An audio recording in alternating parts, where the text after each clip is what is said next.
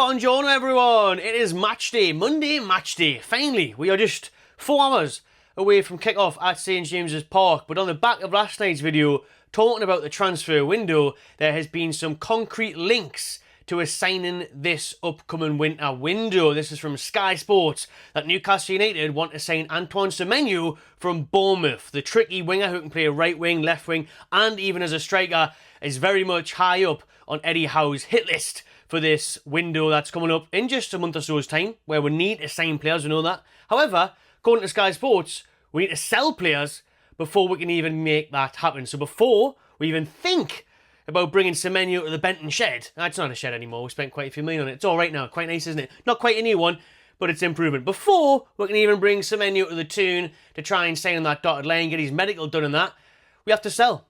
We need to get some outgoings through the door. So that's not the best news. That's not what you want to hear. Now, let us know what you think in the comments. Is that the case, or are Newcastle playing it coy? I mean, it was kind of the case in the summer, wasn't it? You know what I mean? Now it really happened. Couldn't get anything done because we couldn't shift off the likes of Wilson, Almiron, Trippier and the rest of them. So there's still quite a few Newcastle players there that do need to leave. I think that's for a separate video. But in this one, according to Sky Sports, let's talk about it then. That Newcastle want to sign Semenyo, but have to sell first. So let's first of all look at Semenyo, why we want to sign him, what can he offer the Toon, and then we'll talk about potential sales that we could do to make this deal happen. And just briefly on that headline itself, I like it. I like Semenyo, very good player, exciting young player, just 24 years old, a Ghanaian international who was actually born in Chelsea in England, and he's very much one of the man dem, according to his Instagram posts. You know, what I like about his Instagram posts is that he's just very real.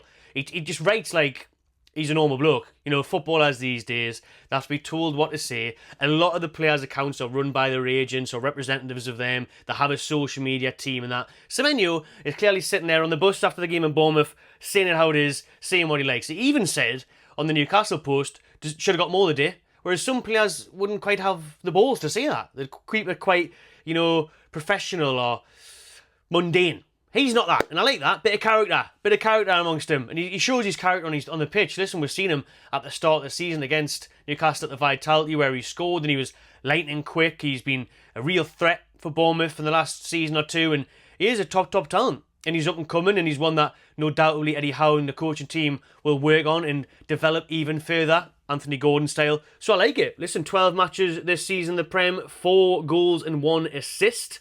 So good enough numbers, especially for mid-table Bournemouth, who are having a good season. You know, I like their manager, Riola.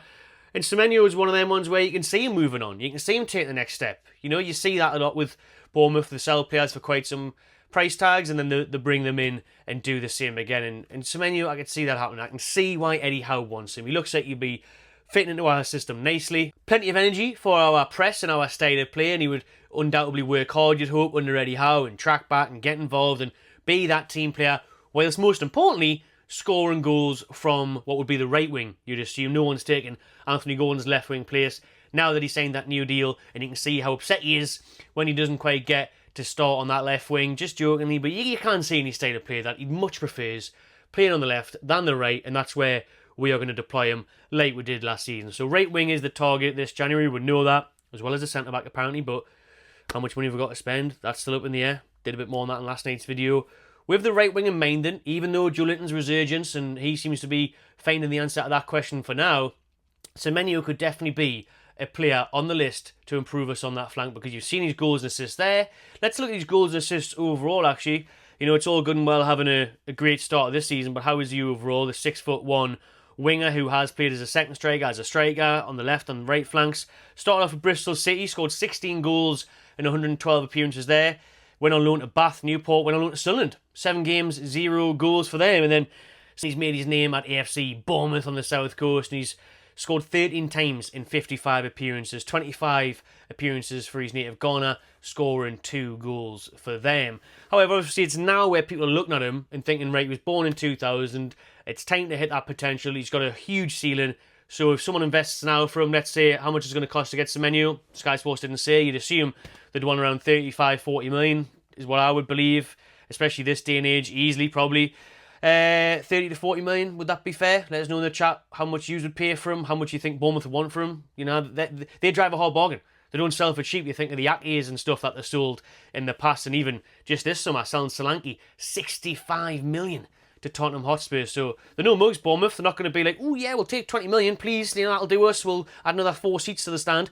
You know, they're going to want more than that. They're going to want more than that. So it wouldn't be cheap. But like Newcastle's recent deals in the market, you know, your Gordons, your Tinos, your Halls, we are paying for potential a lot. And this is the same with Semenyo. The thing with Semenyo, I do really like him. He does look like a flashy, electric, exciting player who, most importantly, has got the end product that we are craving from that right wing. Although I have seen games where his end product is a bit wasteful. I think he's massively, clearly improved on that this term. But there's still that there in him. There's still that bit of doubt. He's obviously on great form at the minute, riding high with confidence. But I need to see more consistency, and that's why my main target is still Brian Mbeumo, because he has proved it year in, year out for some time now, down there at Brentford, that he can do it in the Premier League. He's a quality player. He will still be my first pick, but Semenyo, I'd be very excited by that signing. It'd be a quality signing, great addition to the team, and I'd be all for it. So if we can make it happen, that would be great. But according to Sky Sports, we can only make that happen by selling players. Now, we've known this for a while. You know, Darren Eales and the rest of them have continued to come out and say, we need a player trade. We need to sell.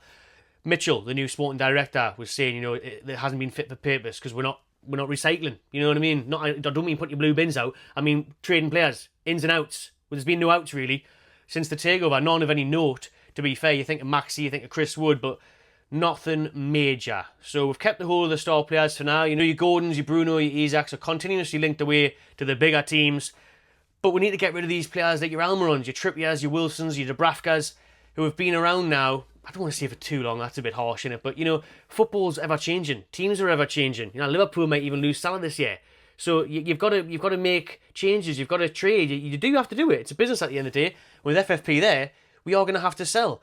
Now, we wanted too much from Miguel Almiron this summer. We had that offer from Charlotte that we turned down, which was reported like $9 million. His agents came out and said it was $18 million. So who do you believe there? But, you know, Almiron, I'd be shocked if Miggy is still here in January. You know, he's not getting a sniff. He can't even get off the bench these days, with Joe Linton playing there, with Barnes playing there, with Gordon getting minutes there, Joe Linton now there. You know, Murphy's ahead of Almiron, so Almiron's like the bloody 6th choice at the minute. He's nowhere near it. So, even though he signed that new contract, according to his agent, he got a little extension, that's probably going to help us with that price tag, you'd hope. So Almiron's got to leave this January. We know he's in talks with River Plate, the South American team. He's supported as a boyhood fan.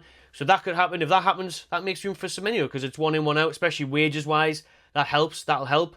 Trippier, he might be involved tonight against West Ham. He's put an Instagram post out for the first time in months, so he's probably going to be in the squad. But again, I'd be surprised if he doesn't leave. You know, he kind of wanted that move in the summer. He did start well this season when Tino was out, but now Tino's come back into it. Tino's in the England side. There isn't much of a future for Trippier at Newcastle if he wants game time. If he's happy to be a squad member, play in the cups, be a role model to these lot, show them the ropes as a great leader that he is, that's fine.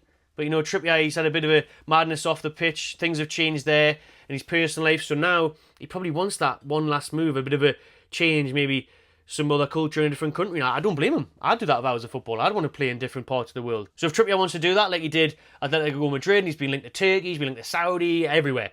So if he goes, if you can get rid of him and Dubravka, I don't know how we're going to get rid of him. If you just give him away for like £2.50 in a festive bake, then that'll do, if anyone wants him. But listen, those type of players are going to have to be sold. Obviously, we'll hope we keep the stars, but if you can shift a little bit of the weight there, trim the squad a little bit, save on wages, then hopefully you can bring in the Semenyos, and it doesn't mean we'll have to sell one of the main players, because Bruno's still linked to Man City because they're playing crap at the minute and they've got no midfield. Hopefully that doesn't happen in January. I don't think it will. Do you want Newcastle United to sign Semenyo? Do you think it'll happen? Let me know in the comments below. I'm off to get ready now for the big game tonight, Monday Night Football, West Ham at home. Stay tuned to the channel. I'll be doing a match reaction from St James's Park after the game. Smash a like on this one, subscribe, and enjoy yourselves. 2-0 the neat, by the way. Get on it.